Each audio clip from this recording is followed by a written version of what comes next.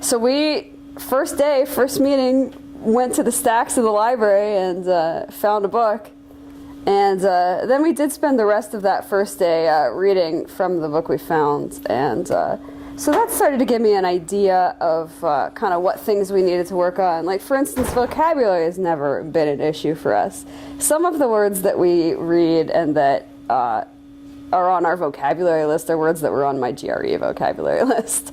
So I think it was really important, even though I didn't have the right stories, to sort of start with just reading a text and see what we needed to work on. Because had we not done that, I wouldn't have known really what to do for the second lesson, which was then we just used that book for the next few lessons and started to work mostly on comprehension, which is what we keep working on now. But I really felt like we could start talking about kind of what things she wanted to work on, what things that seemed to come out of what we were reading that seemed like we needed to work on. But I kind of still felt like for the second lesson, and even for the first few lessons, I was kind of winging it. But I almost feel like there was, like, that needed to happen because it let me really find out what were the best things for us to be working on, that I feel like if I had come in and said, this is exactly what we're going to study today, I might not have picked, I know I wouldn't have picked the right things.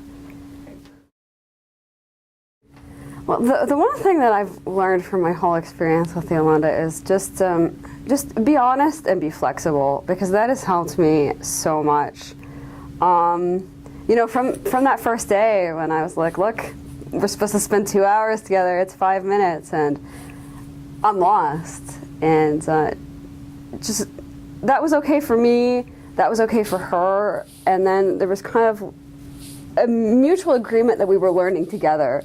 I'm still, every day, every time I work with her, and every time I work on preparing for our meetings, I'm learning how to be a better tutor.